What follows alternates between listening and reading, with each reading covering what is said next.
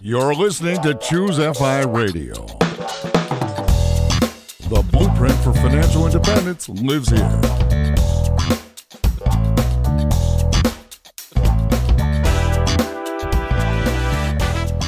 If you're looking to unlock the secrets to financial independence and early retirement, you're in the right place. Stay tuned and join a community of like-minded people who are getting off the hamster wheel and taking control of their lives in the pursuit of financial independence. Choose FI, your home for financial independence online.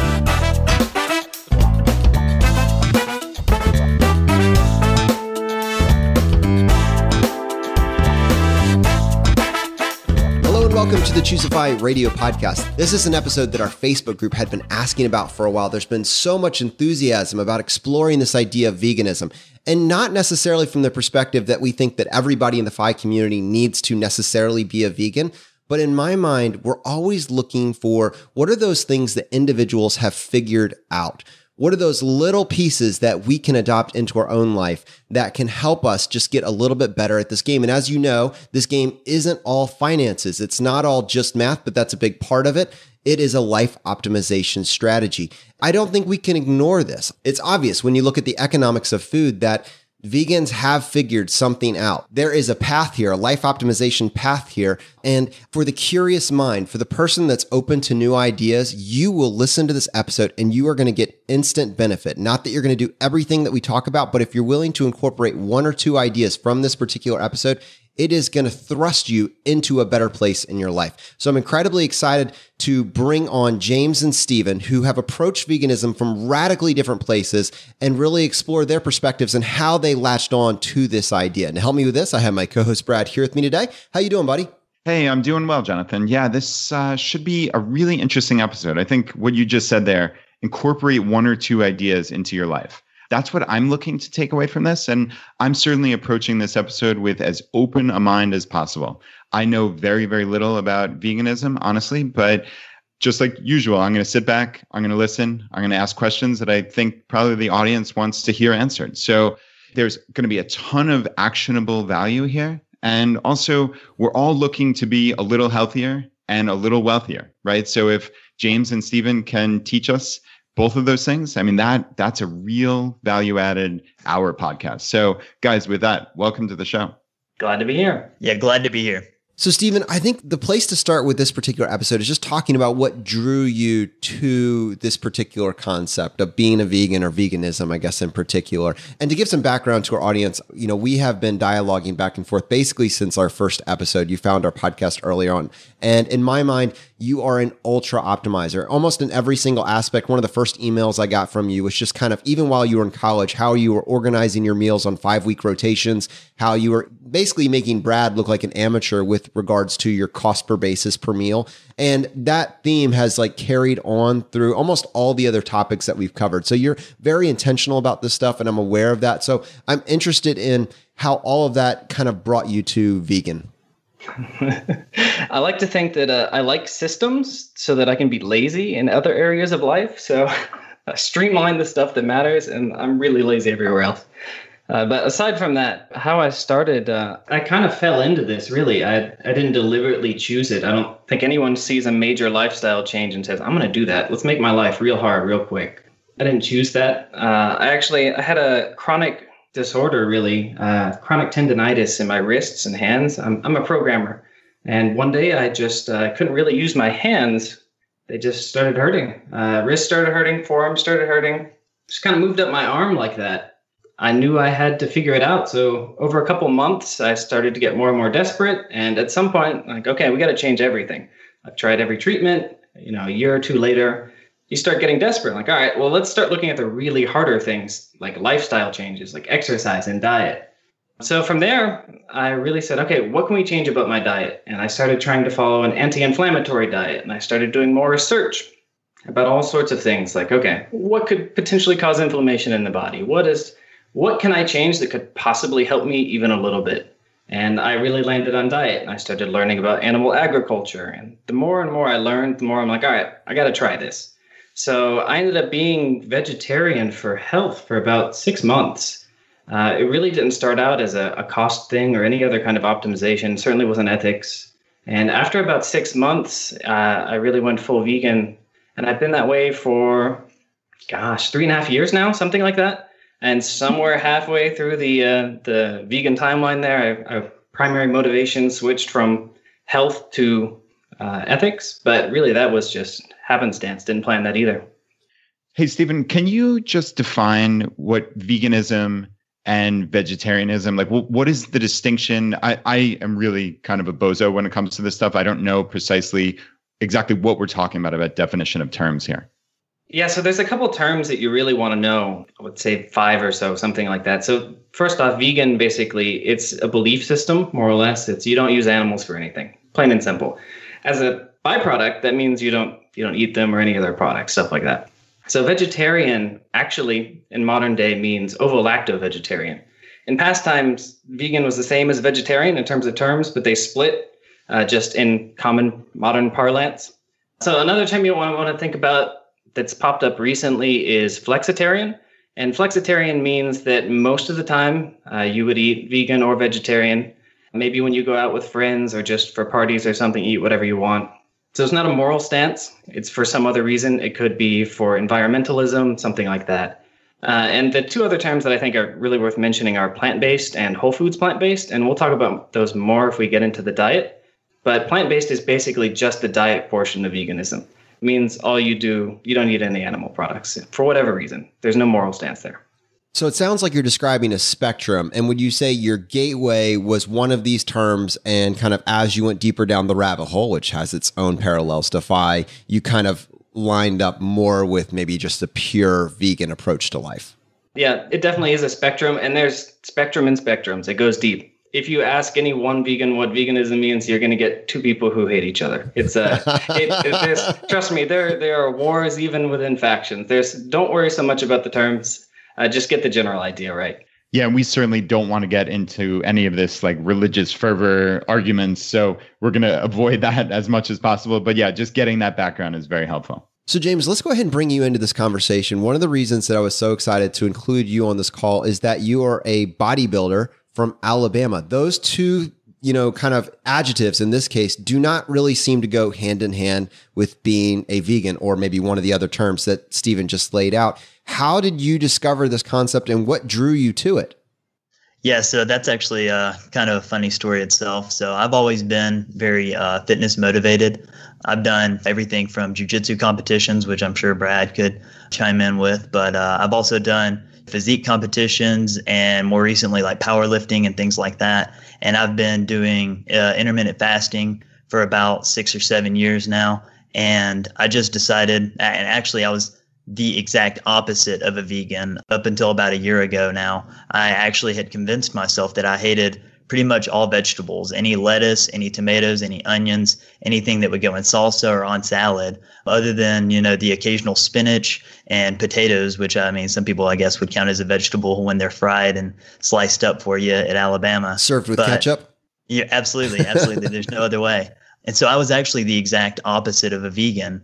It wasn't until around this time last year that my wife and I went on a bike ride that was called the Tour de Taco, which is where a few hundred people riding through town and going to different taco restaurants.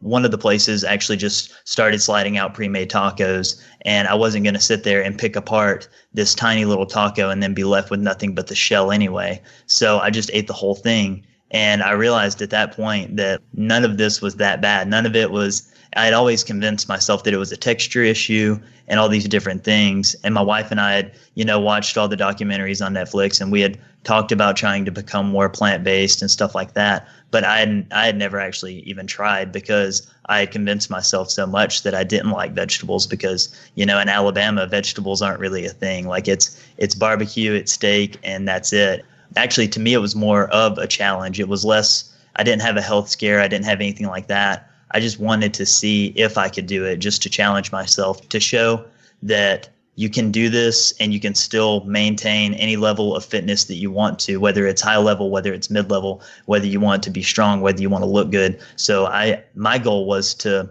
prove to everyone else that I could do this. So that was actually my main motivator behind it. And everything else has just kind of been, a secondary benefit, whether it's the environmental, whether it's the morality issue, whether it's health. Everything else has just been, icing on the cake because, I'm succeeding at it. So that's great.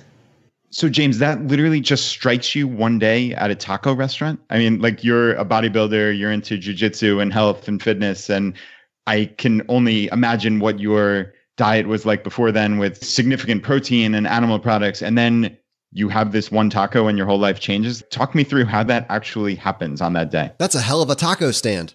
Yeah. It was pretty good, especially considering it was the first one that we had gone to. So I just kind of set myself up for the rest of the day. But I had genuinely wanted to try to eat things, but just spattering them in here and there wasn't really cutting it. I would just taste something and it would just turn me off of it entirely. I don't know. It was really the catalyst that I needed because I wasn't going to turn down free food after I had just ridden a few miles on a bike. This was my main sustenance to get me through to the next stop. And so I wasn't going to turn that down.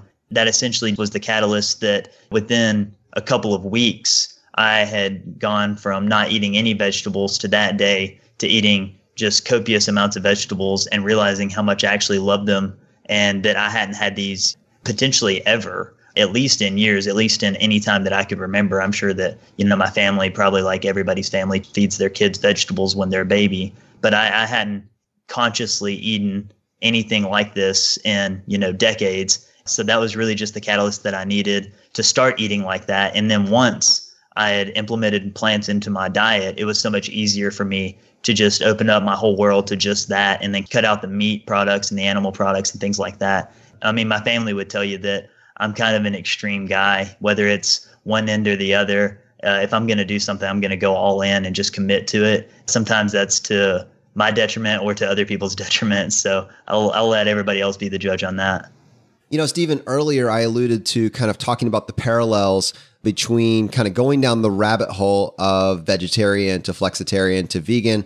And then I also talked about how kind of FI is its own rabbit hole. But I'd be curious from your perspective, as someone that clearly is optimizing every aspect of his life, how are those two ideas similar in your mind? There's really two ways to compare them. One is, what can veganism, or really a plant-based diet, because veganism outside of food doesn't really have too many economic incentives. Whether you buy a leather couch or a pleather couch doesn't really matter in terms of cost. Although I guess pleather might be cheaper. I don't know that that's a moral stance. So from a cost perspective, you can save. At some point, it becomes micro-optimization. If you're really serious about trimming down your grocery bill, I think you're going to end up plant-based. Almost inevitably. If you're really trying to nickel and dime down to the last penny, that's the way you do it. But there's another way of looking at this, which has nothing to do with cost, which is really life quality. And I think that's just as important, if not more important, than how long it actually takes you to get to financial independence. That's very interesting. So one of the things that comes to mind as I look at cost per serving and, as you guys are very familiar with at this point, our kind of guiding light, $2 per person per meal. And when I look at what drives up the cost of those meals, inevitably, it's what is my protein source. So beans and rice, you can get a 12-pound bag at Costco, Sam's Club, BJ's, whatever, for black beans, pinto beans, and that is costing you absolutely pennies per serving. Or you can get the strip steak, and that's going to be a minimum of $6.99 per pound. So that is just a very clear, wherever I choose to get the proteins that are going to be filling up this diet from, that is going to drive the cost per serving. So that's the economic basis, right? Yeah, that's the case. So there's a lot of different ways of looking at it, and we can get into that if you want to. There's cost per gram of protein. That's one great way of looking at it. And if I can run through some actual numbers here if you want. I love numbers, and I think our community does as well. Okay, sure. Yeah. So if you want to start comparing cost per gram of protein, we'll start near the bottom. When you're buying dry beans in bulk, you're looking at 1.1 cent per gram of protein, which is just about as cheap as you can get. Lentils are about 1.6 cents. So you know that if you're beating lentils, you're doing great. The cheapest that I have ever heard of is about 0.7 cents per gram of protein for rolled oats. So if you're having oatmeal for breakfast, if you eat breakfast, that is by far the cheapest you will ever get in terms of grams per protein, unless you're just getting straight protein powder from somewhere. So if you're looking at whole foods, this is where you're going to get it. Right above there, you've got, unsurprisingly, brown rice. So I don't think anyone is surprised that beans and rice are pretty cheap when it comes to grams per protein. And if you want to compare that to your usual animal products, just to get an idea, the cheapest I have found is chicken, and that's going to be your discount chicken breast buying in bulk. That's about 1.5 cents per gram of protein, and that's by far the best deal you're going to get. So the best you're going to do is about tying lentils. Past that, eggs are about 2.5 cents, ham 2.6, milk is 2.7, ground beef is 4 cents, steak, I don't even know why I'm comparing for steak because nobody here is buying that, 4.5 cents. It goes up from there. So really you're looking at about half. If you just want to take a rule of thumb, if you're buying pulses, which are beans, lentils, peas, stuff like that, or rice, you're looking at about half the cost per gram of protein for plant-based sources. Hey, Stephen, I just want to jump in, and James, I'd like your input on this as well. But I'll start with Stephen. For people out there who don't even know what they're supposed to be eating, what number of grams of protein per day are people looking for on like a normal diet, let's say a normal American diet, and then on these different versions of diets that you're talking about? The typical American diet, this is a pretty funny statistic here, is what they actually should be getting is 0.8 grams of protein per kilogram of body weight. So a kilogram is 2.2 pounds. So you can work out that math, or I'll make it easier for you. You take your body weight and multiply it by 0.36. And that's how much you should be getting per day, according to like the World Health Organization. So the average male in America is 195 pounds, and that person would need 71 grams of protein. So normally people are erring way on the high side of that. I've heard sources say that, especially in the bodybuilding and fitness world, that you need a gram of protein per pound of body weight, which is literally over double that. And I've even heard it as high as 2 grams of protein per pound of body weight. Now, the average female is 166 pounds, so they would need 60 grams of protein per day in order to maintain a level of fitness. The even funnier part of this is that number has changed dramatically because the average male used to be 180 pounds and now it's 195. So the average male has jumped up, 15 pounds in the past couple of decades. And the average female used to be 140 and now they're 166. So they've jumped up, another 25, 26 pounds as well in the past couple of decades. So whatever we have been doing as a typical American diet obviously isn't working if the number continues to grow like that. Yeah, I mean, that's something I've seen as well. We're actually getting too much protein. I don't want to scare everyone off. It gets to the point where every macro and micronutrient is something you shouldn't have. But in reality, everything is a poison if you have too much of it. So that's sort of how the human body works and every living thing. So it's, if anything, we are erring on the high side of protein already for most people. James, I'm very curious. We talked about the average person, but the level of physique that you're trying to obtain as a bodybuilder, that is not what the average person is doing. You're committing yourself to potentially up to 2 hours of physical exercise a day. In your mind, what is the upper end of that spectrum? So we identified, what you need for the average American, but for you as someone that is pursuing bodybuilding, competitive bodybuilding, what do you find to be the upper end of that spectrum for yourself? So I think the top end, and this is the point where anything more than this isn't efficient. Your body's not going to utilize it anymore, anything like that. So the top end is really 1 to 1.2 grams of protein per kilogram of body weight. So even if you're at, 1.2, that's still not close to 1 gram per pound, which is likely what the typical American is getting when they're eating, copious amounts of meat. So our typical diet, which I'm not sure y'all want to get into right now, but our typical diet is 1 large protein source and then 2 smaller nutritional value sides, or even likely they're not even have any nutritional value, but our main source of meal now is a huge protein source. It's really not necessary. And actually, it's to the detriment of your own health thinking that you need that much protein. All right, guys. So we've talked about the importance of protein and how much we need. But I guess my question is, and this might be really simplistic, but how do you come across protein sources on a vegetarian or vegan diet, essentially? Where do you guys go specifically for your protein? So I'd love to hop in here with this one. Some easy, high protein vegan sources. Actually, hemp seeds are the highest protein source with 13 grams of protein per 3 tablespoons, which is, just a tiny amount of hemp seeds. Pumpkin seeds is 8 grams per fourth of a cup. Lentils we've mentioned them before. They're also one of the cheapest sources, and they're 9 grams of protein per half a cup. I get a lot of edamame, chickpeas, black beans, black-eyed peas. All of those are 8 grams per half a cup. And then it gets less into tofu and quinoa and peanut butter, almond butter, sunflower seed butter, and all those types of things. So, we're talking pretty much every source of plants have some source of protein. And it's just a matter of how much of it you're wanting to get. James, with hemp seeds, I don't want to expose my ignorance here, but what the heck are those, and how are you just like eating these as seeds, and where do you buy them? I'm always looking for that like actionable tip, and like when I listen to a podcast and someone says, "Oh, eat healthy fats," right? And we'll probably talk about that in a little bit, but well, it sounds great in theory, but if I don't know specifically what to buy, I'm going nowhere. Because right? if you can't find hemp seeds at Wegmans, it's probably not going to happen, right, Brad? And they probably have them at Wegmans. But yeah, talk me through that quickly, James. Yeah, so hemp seeds, you can actually get them, I don't want to say pretty much anywhere, but I can find them even here in Alabama at the grocery stores. So I can get them at, Kroger. I can get them at like not necessarily plant, but like organic stores like Sprouts or Whole Foods, which I'm never going to suggest Whole Foods to anybody if they want to save any money.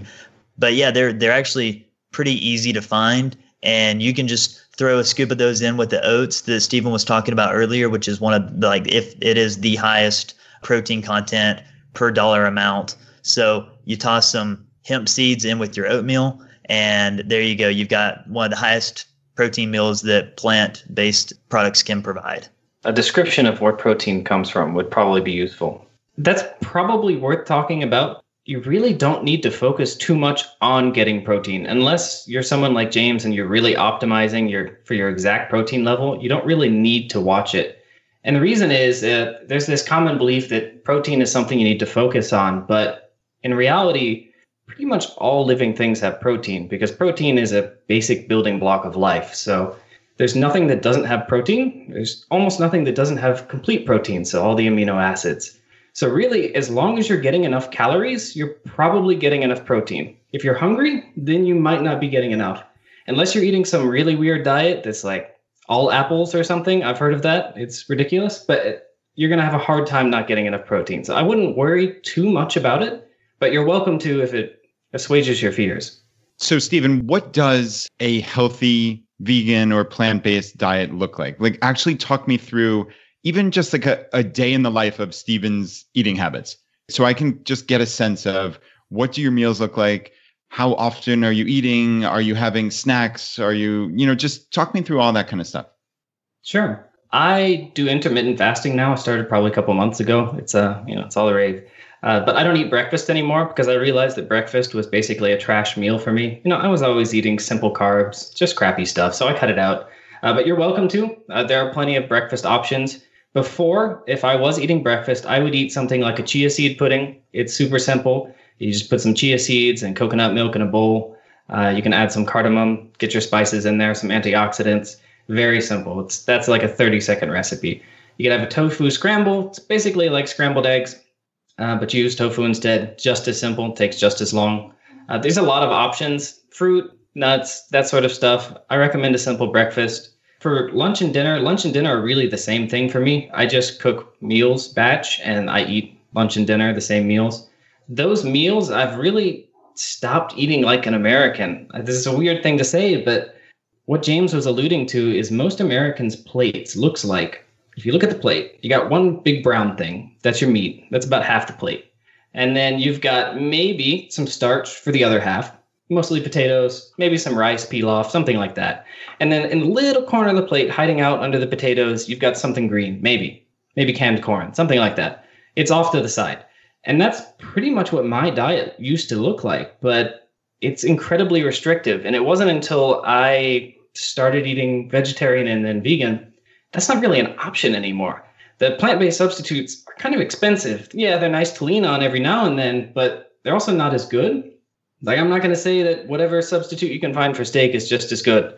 It's not. So I really had to relearn how to cook, and I completely revolutionized how my meals look. And a lot of it is inspired from Asian cultures who have been doing this very well, vegetarian or mostly vegetarian meals for many thousands of years. So that has worked out much better than trying to come at this from a standard American approach.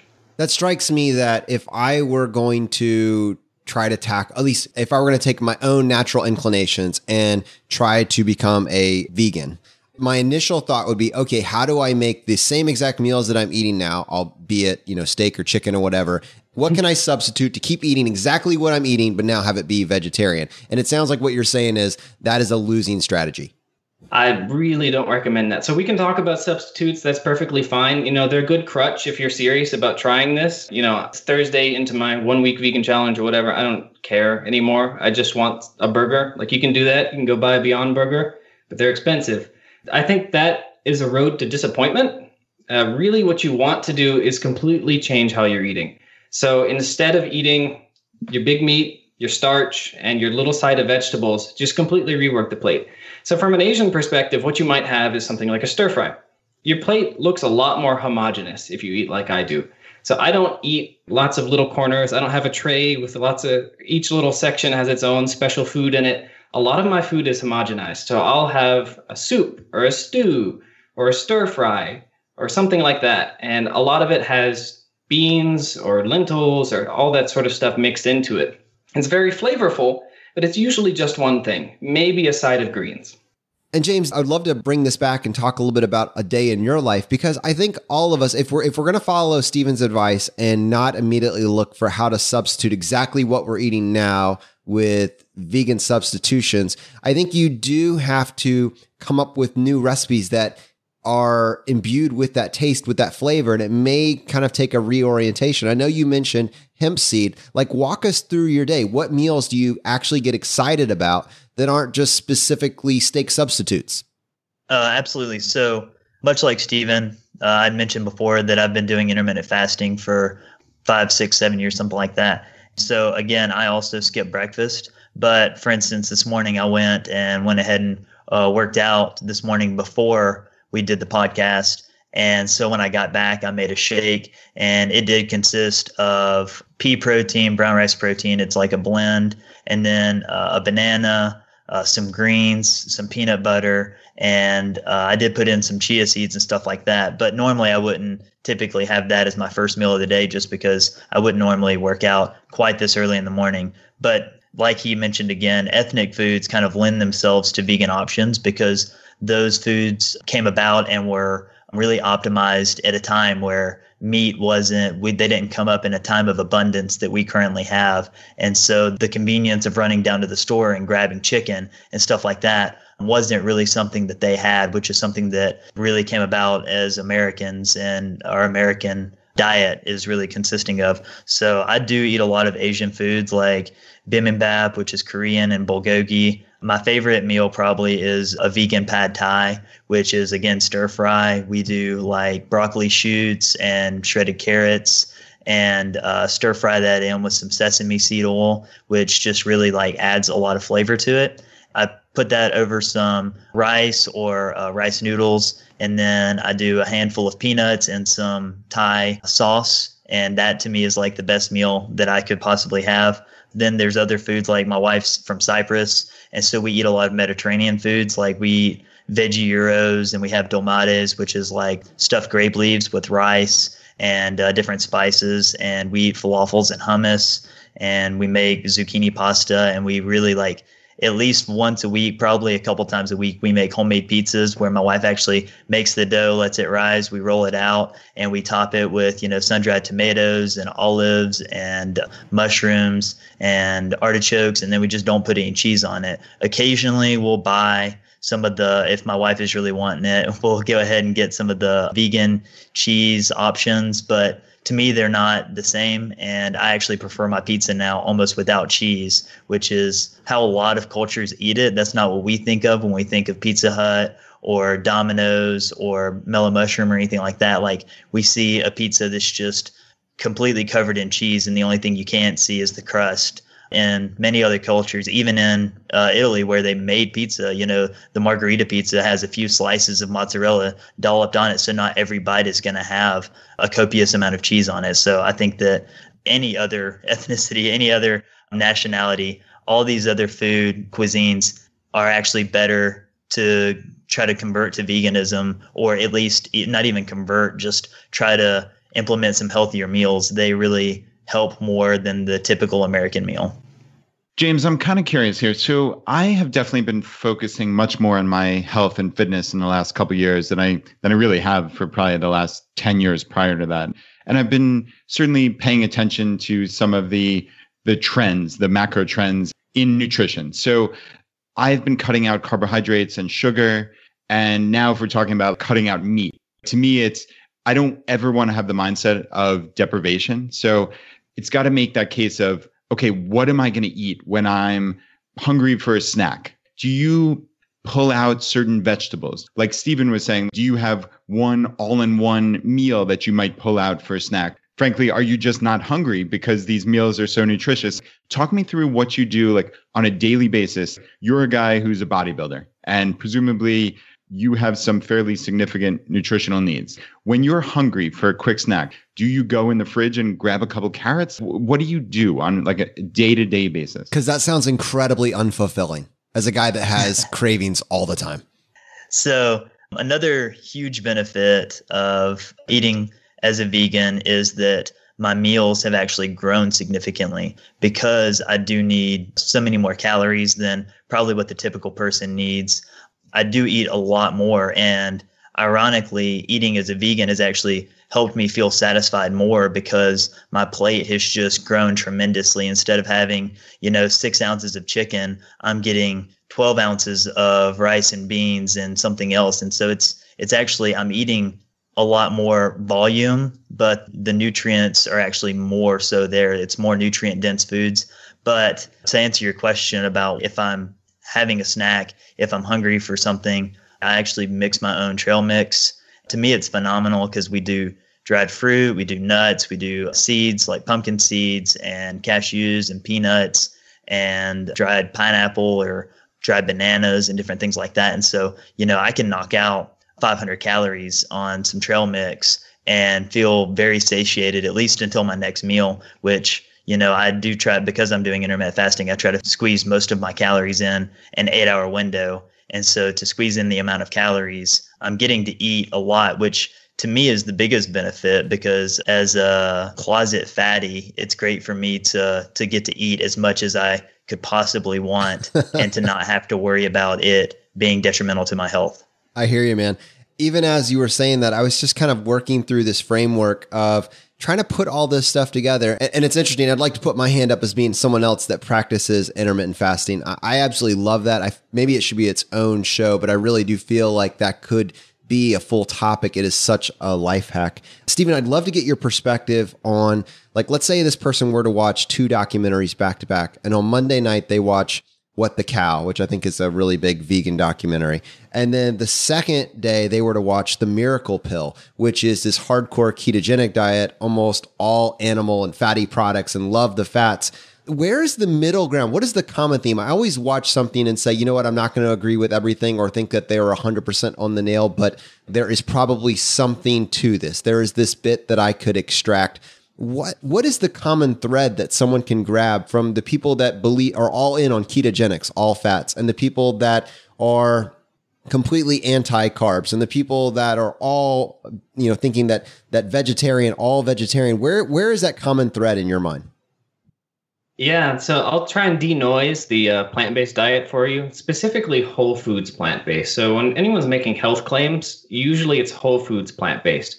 You can eat really crappy on a plant-based diet. Like most processed food is actually vegan. Oreos are vegan. So theoretically, just eating Oreos is plant-based, but obviously not good for you.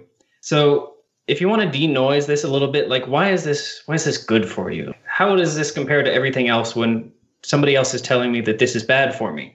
I think that there's a couple simple things that makes this work. It's what you're getting and what you're not getting.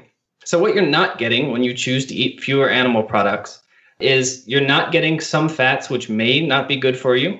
It's possible. I won't make any health claims there, but it has a lot more to do with what you are getting.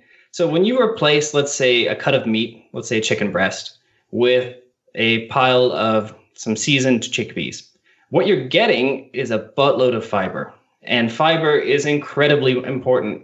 It is so important for your microbiome because you don't actually eat a lot of that fiber. You can't digest it, but your microbiome can. So it's food for your gut. But it's also really good at regulating your blood sugar, all sorts of other things like that. So fiber is incredibly important, and most people are deficient in it. So just because you're replacing something that doesn't have fiber with something that always has a lot of fiber, most plant foods, that's a huge benefit. So that's probably where a lot of the benefit comes from. Additionally, plants are much more likely to have more micronutrients than animal products. And the other common thread is a lot of these diets. So let's say we compare it to paleo, for example. The reason that paleo works and the reason that plant-based probably works is because the things that they're cutting out. So paleo, you're cutting out dairy a lot of the time, which is typically high in simple carbs.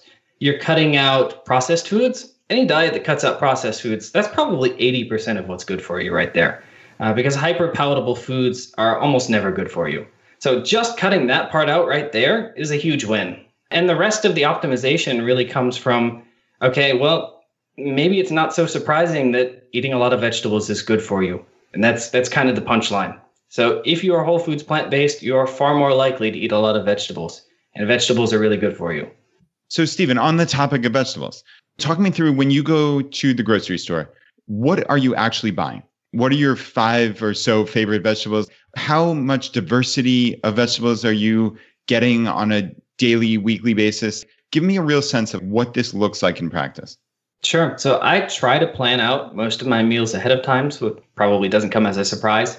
I'm usually making soup, stews, stir fries, stuff like that.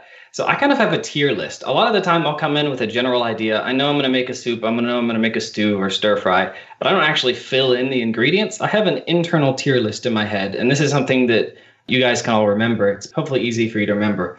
You got to get your proteins. So I'm buying stuff like beans, rice, tofu, tempeh, stuff like that I'm going to mix into my food. That's just the protein source. So I get that out of the way. After that, the rest of it, a lot of it is produce, both frozen and fresh. And what I'm thinking is I need to get my berries, some kind of berries. If berries aren't in season, I'll buy them frozen because they're significantly cheaper. Berries are incredibly good for you, specifically blueberries and other dark berries. So think berries, cruciferous vegetables. So that's your cabbage, broccoli, cauliflower, everything in that brassica family. You got to get those. Those are fantastic for you. They have a lot of very healthy compounds. And leafy greens, specifically dark leafy greens. Lettuce is okay. Doesn't have a lot of nutrients. You got some fiber.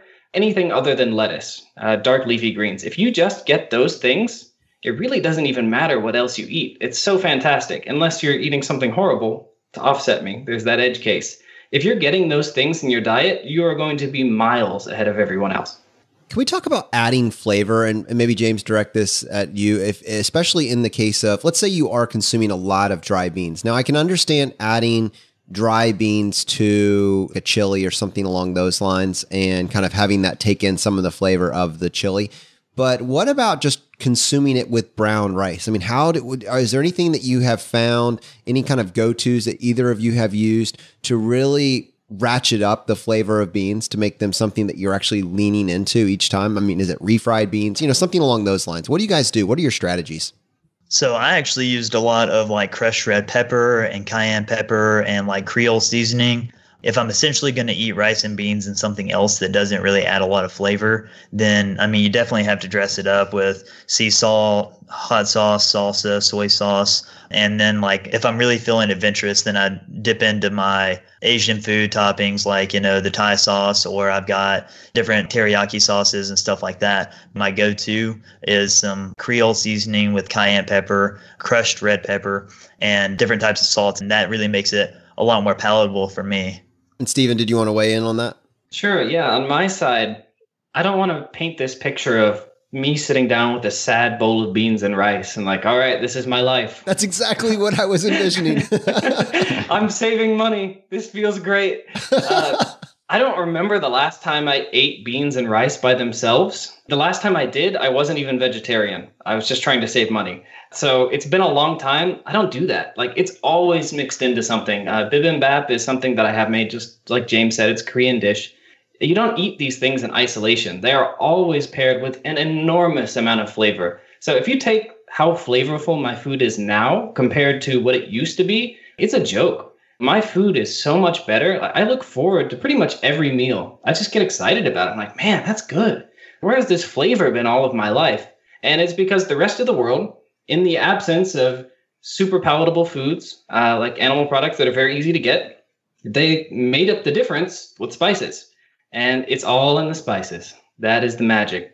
Once you learn how to make your own spice mixes, or just buy them if you have to, recommend making your own, your food gets so much better. If you do nothing else, even if you don't want to eat plant-based or anything like that, take a look at the foods of the rest of the world, because the flavor profiles that they have are just so much more varied and interesting and incredibly good for you compared to what a lot of Western diets are. There's just so much to see. Yeah, this is definitely the big takeaway for me so far in the episode is flavor. It sounds like you guys are describing these wonderful meals that you're legitimately looking forward to. Whereas I think, unfortunately, vegetarianism and veganism, they have bad PR. Like in my mind's eye, I'm picturing someone, like you said, kind of sadly going to the fridge and pulling out a bag of broccoli and just munching on it. How awful is that? But I mean, clearly that's not what you guys are describing at all. Like these are varied meals. And I'm certainly much more interested now after hearing this. And I kind of want to pivot real quick to the cost of this. So obviously we talked about the cost of protein, but this is certainly way beyond just protein, obviously. So Stephen, it sounds like you have the numbers right in front of you. Talk me through your daily cost per food or cost per meals or whatever term you want to use. So what it costs is really up to you. I'm not somebody who optimizes for cost, despite understanding what costs the most and what costs the least. So cost is a metric for me, but it is farther down the list. For me, I love food. I love cooking. I love making things. And I'm optimizing mostly for health. Health, then flavor, and then cost. So cost is third. So if I need to tie break, then it comes down to cost. And I have a pretty good mental map of what things cost, but I don't sacrifice health because in my mind, ultimately, yeah, I spend a little more on groceries because I know what healthy fats are. I'm willing to spend a little more to get produce out of season that I know is good for me. So I'm optimizing for long-term cost, which is, when I'm 60, I intend to have no incredibly high medical bills. So if you take a really long view of this, I'm pretty sure that my approach will be cheaper than just plain optimizing for cost, like some sort of berserker. I'm not going to do that. Okay. Can you, I love the berserker line specifically. Can you break down for us, like, just because I know you are aware of what you spend, because you do track this stuff, give us a sense of when you're being incredibly intentional, what you could expect to be able to sustain. And then personally for yourself, what you find yourself looking back actually spending on food. Yeah. So we spend more on food than we could. So if we are incredibly intentional, so if we're taking a month where, all right, we're just trying to save as much money as possible, we're a family of 4 and we've got a 3.5-year-old and a 3-month-old. So excluding formula costs, you're looking at, if we're super intentional, probably $400 to $500 per month. And that's planning every single recipe, everything ahead of time, hyper optimizing. You could get it lower because these protein sources are cheaper and the calorie sources are generally cheaper as well. But beyond that point, I find that you really start to hate what you're eating. It's not as flavorful. It's not as interesting. It's not as varied. And above that, I think you start seeing diminishing returns right around $700 or $800. Beyond that point, what you're buying is snack foods, desserts, because the only way to get higher than that, in my mind, is to start buying really extravagant one-off things. So that's really our range, is $500 to $700, something like that per month for our little family of 4. And $700 is a very nice month. We're really excited about every meal. Getting down to $500, it's like, okay, we're starting to see some repetition, maybe not quite as exciting. So that's what it looks like for us. And James, what about on your end? Now I feel like I've kind of been put down because I feel like more of the optimizer on this one, because my wife and I, between the two of us, we almost exclusively shop at Aldi. Yes, Aldi is getting some representation in the vegan episode. Aldi is the epitome of efficiency as far as grocery stores are concerned in my mind, which to me, efficiency is the name of the game. But we do occasionally get things at Kroger or here and there, but not often. So typically my wife and I spend around $40 a week. So $160 a month for the two of us. And she's also a competitive power lifter as well. Now she's much smaller than I am, so her caloric needs are less. but still two healthy people. And I think we include our dog food in on that cost because we do actually cook most of our dog's food. We supplement it with like a regular dog food, but we also kind of supplement that with different foods as well. And she's 17 years old and still doing great. So between the two of us and our dog, we're spending $40 a week on food. Wow, $160 a month, all the way up to the higher end of $700 a month. That is an incredible spectrum for this kind of general approach to veganism. And yeah, well, looking at the financial aspect of it is interesting. I actually want to pivot back to health. So, Stephen, when you first started your story of how you got into this, you were describing wrist pain and other ailments. And I'm curious how that has changed since you went to a plant-based or vegan diet and where you are now on the health spectrum. Yeah, so I am better. I like to say I'm 99% cured. Symptoms pop up every now and then, but for the most part, I'm a normal person again, which is a long way from not being able to turn a doorknob or pet a dog. So that's a huge improvement. Now, I can't chalk that up to just the diet because I'm not one of those people that thinks it's a miracle pill. Change your diet and suddenly you no longer need to take your medication. That may happen, but I'm not going to sell that on the front end. I will say that as a percentage of things that you can do to control your health span, which is how long you live and how healthy you are while you're alive, diet is at least, it's got to be number one. I haven't seen very many people that put it below number one. So it is by far the greatest control you have over your entire life. And I will say that I feel significantly better on average, just as a side effect from what I eat. I don't really get tired dips during the day. That used to happen to me a lot. I would crash, and I still drink coffee. So there's no change there. I just feel better. I feel like I have energy all the time. I rarely feel overly stuffed or starving. I just feel, I don't know, it's weird to say, but I feel kind of normal. I just feel kind of level all the time. I don't have spikes of energy or depression or sadness or emotion. Just a pretty steady life, I guess, is what I got out of it so far. And James, I'm curious from your take on this. In your mind, now that you've been vegan for a year and probably getting progressively better at it as you go, what is the biggest selling point for you now? So I did mention before that I did this kind of as a challenge, like for athletic performance and to see if I could maintain a level of fitness. And so just to put some numbers on it, right before I became vegan, like within a couple of months before I became vegan, I competed at a powerlifting competition. And so the big three lifts that you use are squat, bench, and deadlift. And so my squat was 405 pounds, my bench was 245, and my deadlift was 445, which are not shabby numbers, but they're not world class either. And after becoming vegan a few months ago, I actually did another powerlifting competition. So I actually dropped a weight class. So I lost 18 pounds and I actually squatted the exact same. It was actually 407. So, a nominal difference there. So 2 pounds more, but my bench was 275. So I added 30 pounds to my bench, and my deadlift was also 475. So I added 30 pounds to it. And so I lost weight, yet I gained strength, and I can tell that I recover faster. I'm not carrying unnecessary amounts of weight. And so to me, I can have both. I can look better, I can feel better, and I can be stronger. To me, that's one of the biggest selling points of vegan.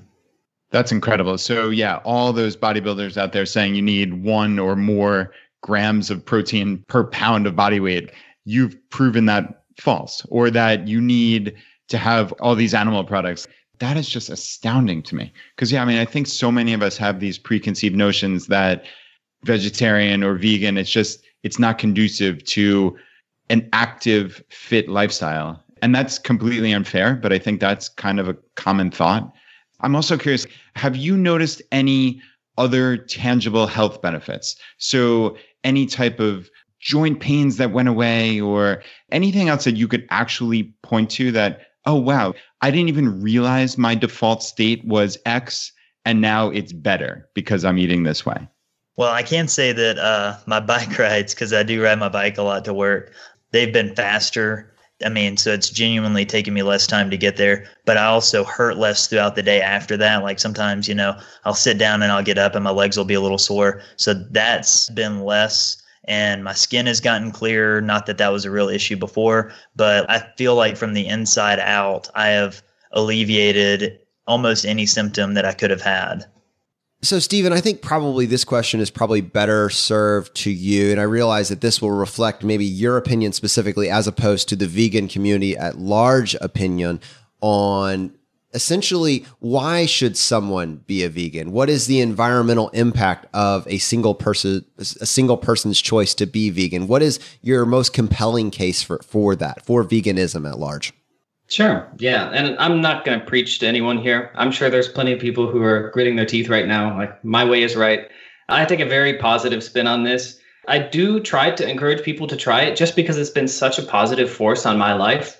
I do care about the health. And like I said, I started out for health reasons. I didn't just go to a petting zoo one day and decide, oh man, I'm not going to eat these guys anymore. That's not how it happened. I kind of ended up here. And there's a couple different aspects for why you do it. There's human rights perspectives that most people don't know about. You can go look it up. There's a great environmentalism stance. The most cited number is, I think, 18% of carbon emissions come from animal agriculture or supporting industries. So it's a lot. If you care about that, obviously, this is something you might try to do. And the last is animal welfare. Not something I thought about. I just didn't think about it. I didn't care. I care about it now. I learned a lot. And if that's something that interests you, go check it out. And I'd say your metric, your threshold for knowing whether you would like this or not, because again, I was somebody who wasn't interested, and clearly I'm interested now. The threshold for whether you should think about whether you care about the environmentalism or the ethics stances, just imagine a friend came up to you and said, hey man, I'm thinking about trying this vegan thing for a month or so. If your reaction is, oh wow, good for you, then yes, you're somebody who should try it. If your reaction is to roll your eyes and walk away, you might not be the right person to try it, but who knows? So that's really my take on it. I think that I have gained so much from it from just a quality of life perspective. It's really hard to describe, but I think if you ask around, you're going to start hearing the same answers from a lot of other people who the most common response I get is, why didn't I do this sooner? That's the same exact feedback that we get on financial independence, Brad. That is very, very true. No, that's cool. I like the parallels there for sure. So guys, we're all about taking action. If someone was interested in pursuing veganism or vegetarianism, how would they get started? What's the best way to take action this week or this month? There's a lot of different ways to take this on, but if I were to approach it, I would suggest you don't do something like Meatless Mondays where you replace just one meal.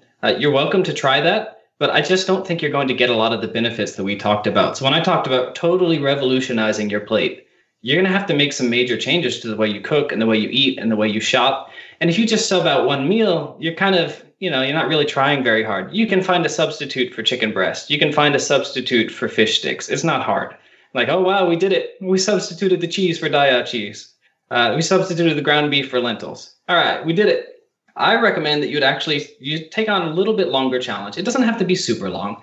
Maybe take 3 days, maybe take a week. But what you want is enough to actually immerse yourself. What you want is you want to get to the point where it's actually uncomfortable. If at any point you say, this was super easy, then you probably didn't learn anything. You probably didn't gain anything. And you're definitely not going to take anything away from it. So I would recommend that you take a little bit longer. Feel free to substitute a meal, see if you like it. But I recommend taking on at least a week challenge. All right, this week only, we're doing all plant-based.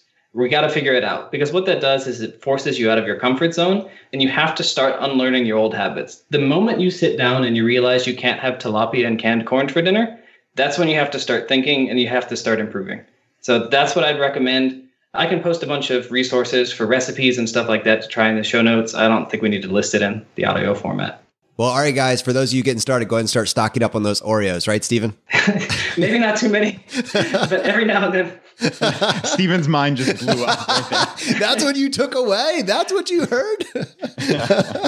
All right, guys. Well, normally that would be the end of the episode, but on this show, we would love to give you the chance to tackle the hot seat. Are you ready for this? Absolutely. I'm ready.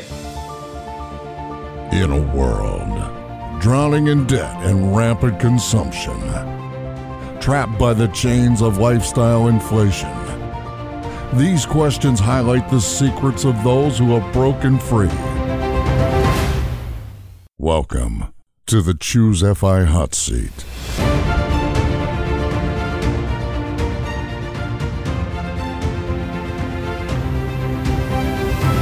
All right, James, question number 1, your favorite blog. So kind of have to go with the original Mr. Money Mustache. That's the one that turned me on to financial independence and everything. But I also have recently really started enjoying Root of Good. Justin McCurry, he posts a lot of funny stuff. And so I really enjoy both of those. And it's not just funny too, man. He can take these incredibly complicated topics and he makes them so relatable and understandable. I love his content. Absolutely. Stephen, what about you? Your favorite blog?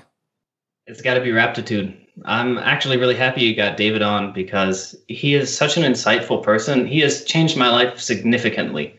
I just have so much more emotional control, so much more thoughtful, insightful. I understand a lot of how to optimize my life thanks to him. He's just a really interesting writer who can just sort of get to a nugget of truth about humanity in just a couple sentences. It's really impressive. So, Stephen, that leads into question number 2, your favorite article of all time. I'd be curious if you have a couple from Raptitude, and then actually answer your question as you intended. Yeah, I would say Raptitude, pretty much just look at the right-hand column there. There's a best of, and they're all good. The interview with the man is particularly good, but I can't pick one. I'd say they're all great. And that is the first blog that JD Roth actually told me this specifically, that with Raptitude, more so than any other blog he's ever read, it rewards careful reading from the very first blog entry, which I think was in 2009. Just a really well-rounded blog. Yeah, he doesn't write fluff. All right, James, how about you? Your favorite article of all time? So my favorite article of all time is probably The True Cost of Commuting. That really, to me, was the first actionable tip that I took to start riding my bike to work, especially, being a fitness aficionado. So I started biking to work, and that really just started showing me that I can actually do some of these things and actually start making an impact on myself and my life and even the world around me. Yeah, that's very cool. I still haven't figured out the bike riding thing around town, but I have to say, I just bought a bike. I mentioned on the podcast recently how we just bought a new house, and we have this really wonderful community now where our family takes nightly bike rides. It's just fantastic. I haven't been on a bike in longer than I care to admit, but man, it's just really cool to be out there riding around. And James, before we bypass that, I wanted to just very quickly come back and highlight your FI story. I know you guys are aggressively on the path to financial independence, and I'd love to kind of get a sense of where are you guys at in terms of the milestones of FI, path to FI? What does your trajectory look like over the next couple of years?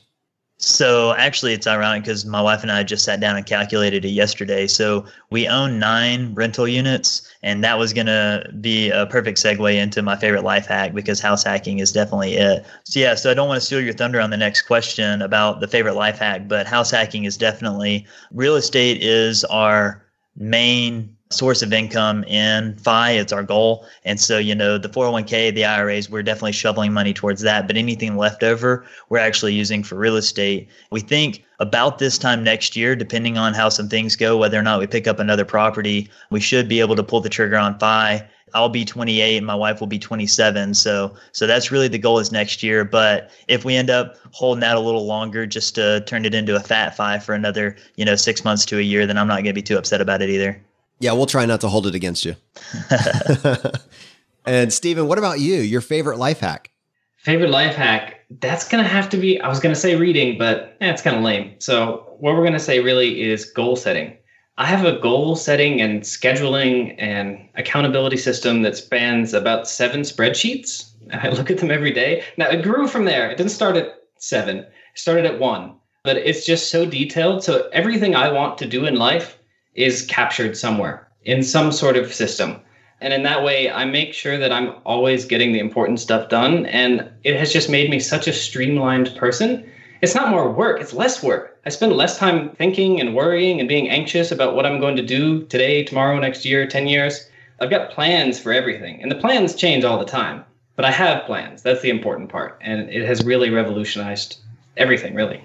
Stephen, I want to do an entire podcast just on that answer. So that's amazing. Yeah, my mind is reeling right now. I think that's something we are going to have to come back to at a later date. That sounds absolutely incredible. So, wow, well done.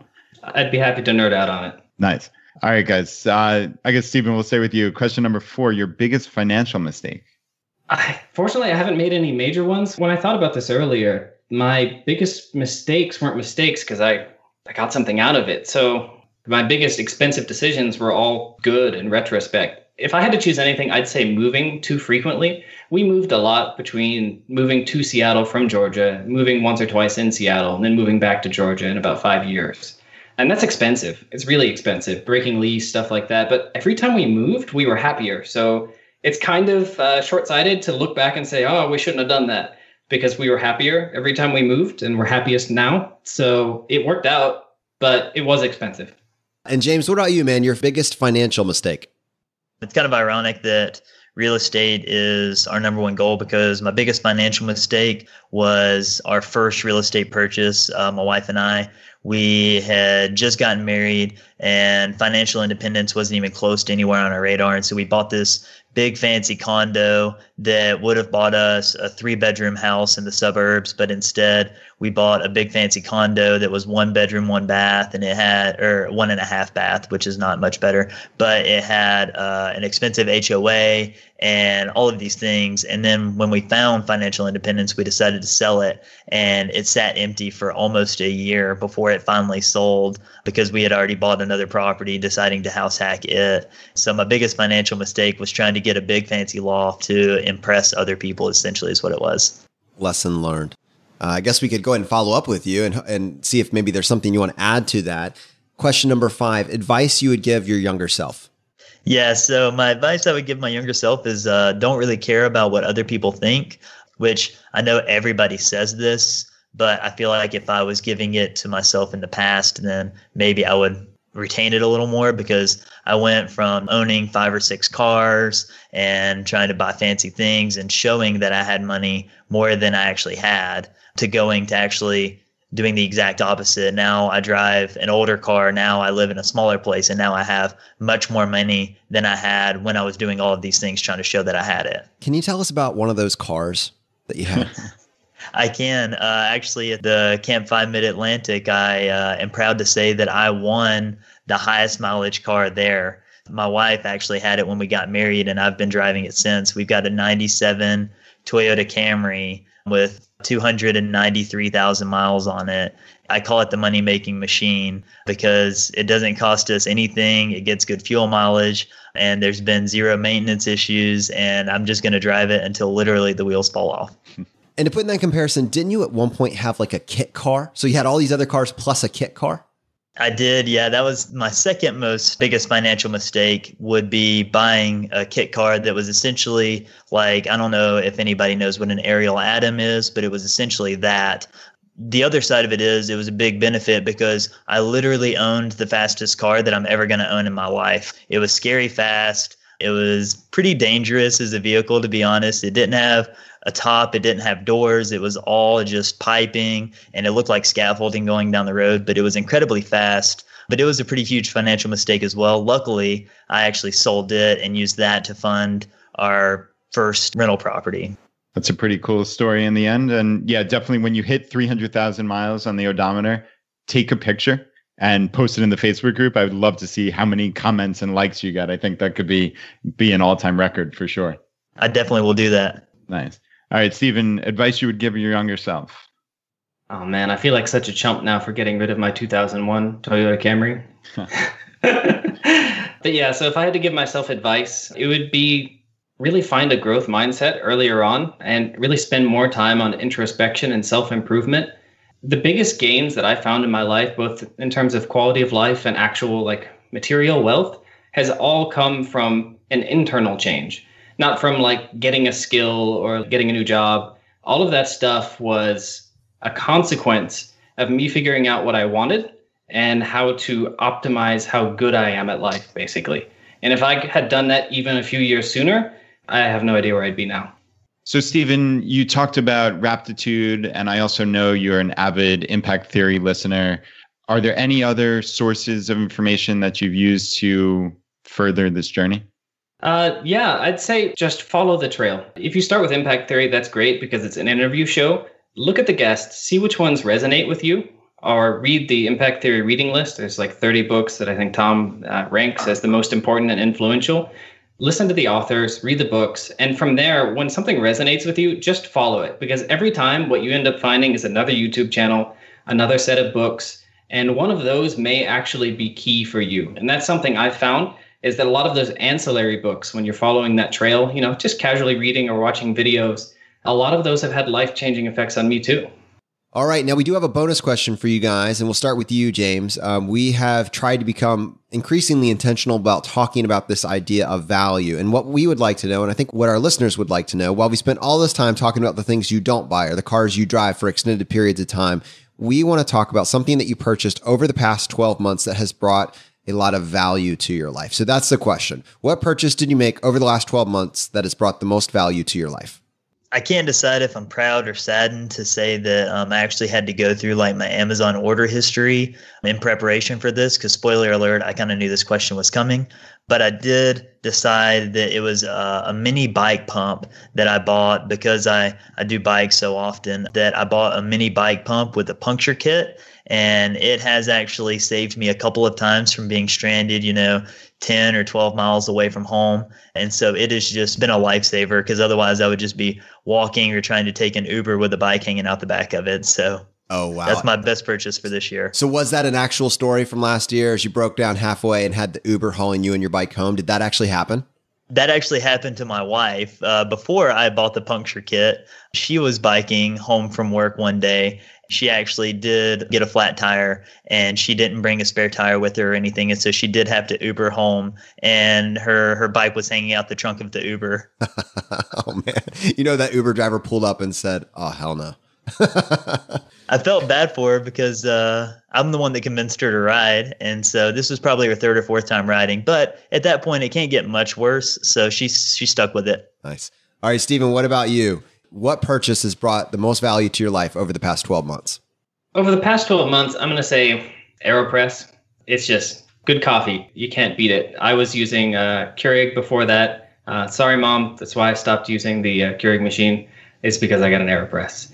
But if we zoom out, I'd be doing the world a disservice if I didn't say in the past 5 years, the best purchase I've ever made is the 5th edition Dungeons & Dragons Player's Handbook. If somebody tried to convince me that there was more fun per dollar than that book, I wouldn't believe them. A group of friends and that book, you're talking thousands of hours of fun. Oh, man, the AeroPress is such a solid choice. And actually, Brad, I thought you might want to hop in on that just because I think that I first heard about that from a Tim Ferriss episode. But that is a solid. But I will say, I guess it's kind of like the K-Cup. It's a single service serving of coffee. But coffee is, in and of itself, it's an entire rabbit hole that can take you months and months to come to the ends of just as a personal user. And guys, I'm going to name this episode The Vegan Path to FI. And in my mind, it's not that someone needs to be FI and be vegan. Both of those are required for the person to be authentic. But it is that people like yourselves have figured something out and it just makes sense. It's just the obvious choice. I'm curious for both of you, if you were going to communicate, one last thing to that person that's in the FI community and is willing to challenge themselves and stretch themselves a little bit and is now hearing about veganism in this context for the first time, what would you want to communicate to them? And Stephen, I'll start with you. So now that I'm on the other side of this, and I never imagined myself here, it feels like one of life's great secrets. It really does. I smile to myself and I think about how similar it feels to FI in terms of like how I feel compared to the rest of the world. Like, what are you doing? Why don't you do this? Not even from like a negative perspective. Like, I'm upset that you're not doing this, but just I'm upset that you're not experiencing how good I feel and how happy I am about what I'm doing. I want you to feel that. Just try it. Just try it. Because if anything, you will find something that will improve your life. I can pretty much guarantee you if you give it an honest try. And James? So yeah, to tie it into FI, I think the statement is true for practically everything that's beneficial, but don't do nothing because you can't do everything. So even if you try it for the week, like Stephen's suggesting, and it doesn't really work out for you, your family isn't into it, you have too many commitments, blah, blah, blah, all the excuses that you could think of, you don't have to not do nothing. You can still eat mostly vegan and do the flexitarian thing. You can do whatever works for you, but don't do nothing because you can't do everything. Guys, thank you so much for coming on the show. Stephen, what is the best way? Someone's listening to this, they're interested more in finding out more about your recipes, maybe finding out more about your goal setting strategies, maybe finding out more about Dungeons & Dragons 5th edition. What's the best way for someone to reach you? So I'm on the Facebook group, both the Choose FI Facebook group, and there's a Facebook group called Vegan Fire. So we're right next door. If you have questions, like that's the best place to ask. But feel free to shoot me an email. I have a whole bunch of recipes set up. I'm happy to provide advice on goal setting. Or if you are just thinking like, how the heck do I actually do this? Like what I said in the episode wasn't enough. Just shoot me a personal message. I'll get back to you. And James, what about you? So you can actually find my wife and I, we blog at rethinktheratrace.com. We're also on the Facebook group, and you can feel free to contact us via either way. Guys, thank you so much for coming on the show. Thanks for having me. That was fun. Thank you. So Brad, I was obviously excited about this episode, and I pitched James and Steven on coming on the show and doing it. But I'll be honest, even from when I was telling you we were going to do this episode, I know you were kind of confused. Well, what are we going to talk about? What is the point of this show? And I'm curious, now that you have experienced it, what are your thoughts on this now? Yeah, I have to say I was not closed-minded. That's certainly not the way I roll, but I just didn't know where we were going to go with this. If we were going to talk about their background stories, if we're going to talk about the actual nuts and bolts of how they eat on a daily basis. And I was really impressed. I think they both made a compelling case for why this makes sense, both from a cost perspective, but more importantly, from a health perspective. And also, they're eating wonderfully. That's the way these guys are describing this. This is not, like I said in the interview, they're not going to the refrigerator and pulling out a bag of broccoli or cauliflower and munching on it. They're describing these delicious, flavorful ethnic meals that are healthy and cost a fraction of what the normal American diet does. So there's a real compelling case to try this. And I'm going to take Stephen up on that and give this a whirl for, I think he said either 3 or 7 days would be a reasonable way to start. And I'm very interested to see what kind of health benefits I'll glean from it. Be curious to get Laura's feedback on this episode as well. Yeah, well, we certainly need some buy-in from Laura, obviously.